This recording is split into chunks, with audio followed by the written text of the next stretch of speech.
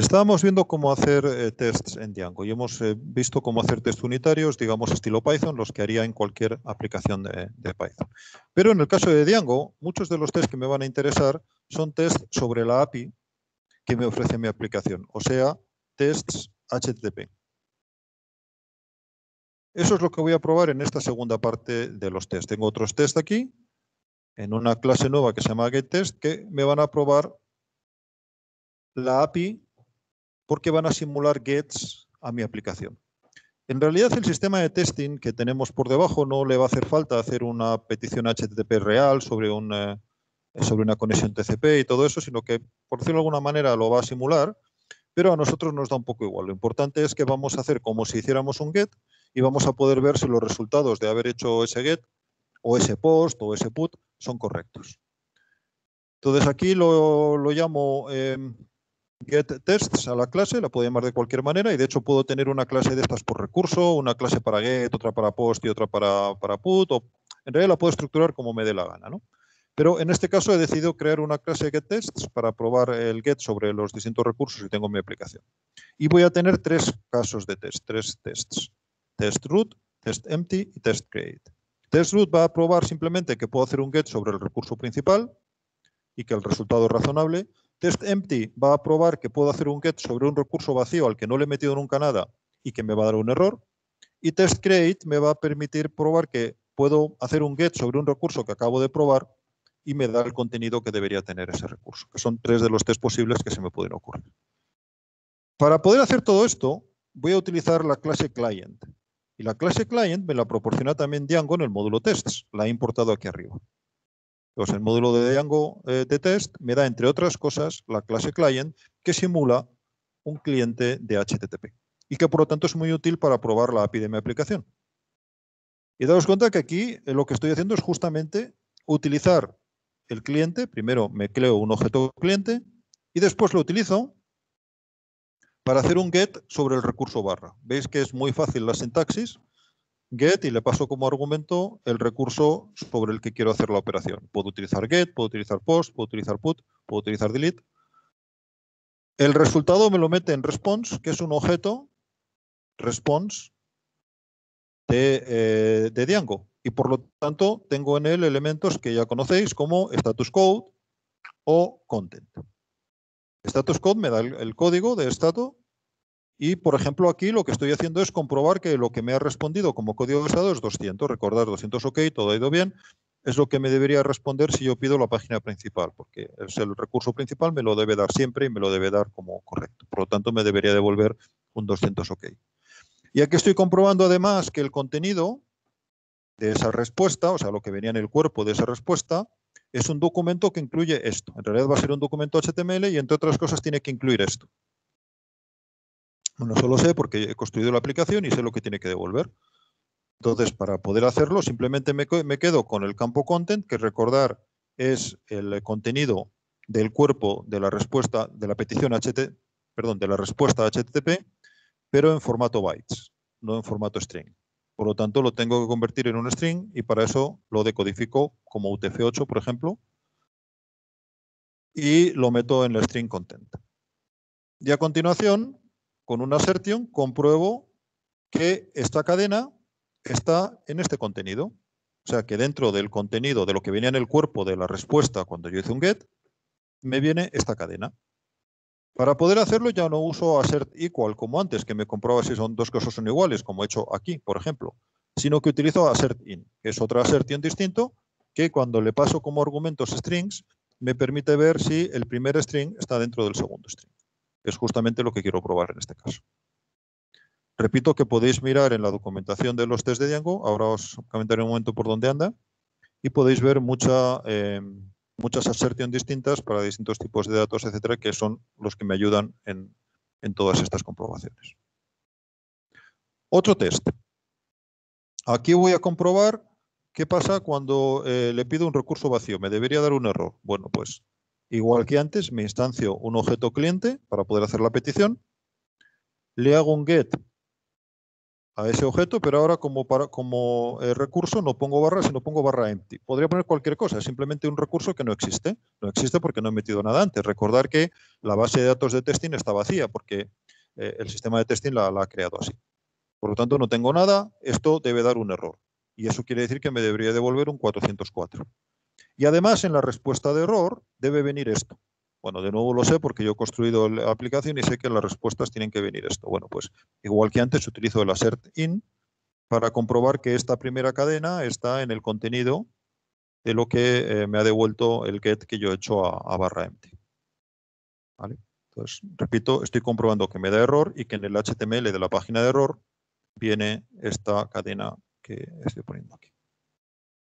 Y por último, compruebo que un recurso en el que he metido algo, efectivamente me devuelve ese algo que he metido.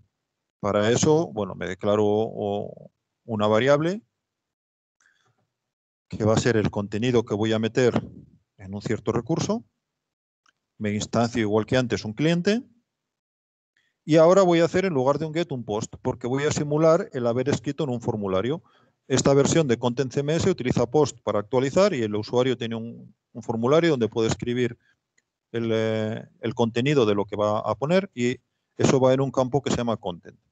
Por lo tanto, en este caso voy a hacer un post sobre barra item, que es el recurso donde voy a querer crear el contenido, y esto que le paso aquí es lo que iría en la query string, fruto de haber rellenado el formulario. En realidad no lo escribo en formato query string, sino que lo escribo en el formato de un diccionario de Python, donde tengo los nombres de los campos que tiene el formulario y los valores de los que supuestamente he escrito en ese formulario. Entonces, item content es lo que yo habría escrito en el formulario y content es el nombre del campo correspondiente del formulario. En este caso es un formulario que solo tiene un campo, que es content, pues ya está. Entonces, repito que lo que hacemos es ponerle como segundo argumento a post un objeto, es un diccionario, con el equivalente a la query string que se habría generado al rellenar el formulario.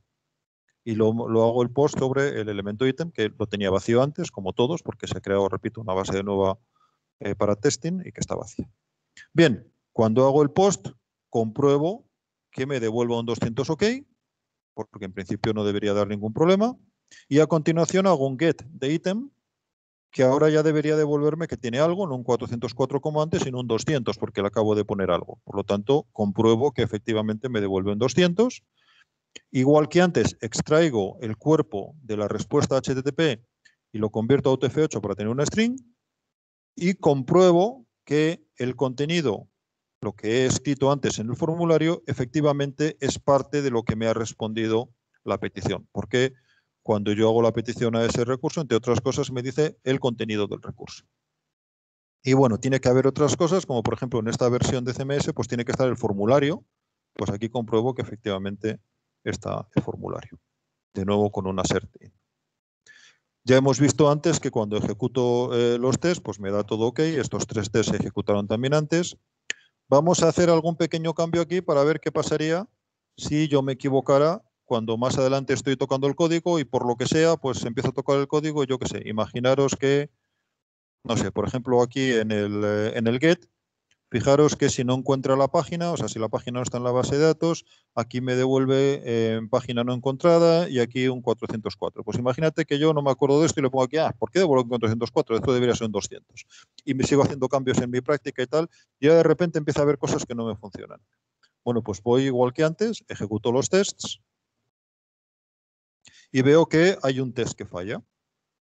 Veo aquí, veo que es el quinto test y además aquí veo cuál es su nombre. Test empty, que está en la línea 42. Bueno, pues me voy a los test, lo localizo en la línea 42, veo que estamos aquí, perdón, en los test localizo la línea 42, que está por aquí, y veo que lo que está fallando es justamente que el código de error no me está dando 404, y además si miro la ejecución, veo que lo que me está dando es 200. Y entonces digo, claro, si es que ahora mi aplicación está devolviendo un 200 y debería devolver un 404, porque, y aquí podría haber documentado esto, aquí donde pone empty resource, podría haber puesto todo lo que me hiciera falta y podría decir, esto debería devolver un 404, lo que sea, pero ya simplemente viéndolo aquí digo, es que debería estar devolviendo un 404. Me voy a mi código y veo que efectivamente no está devolviendo un 404, por lo tanto es un error y lo corrijo. Naturalmente esto es un error muy obvio.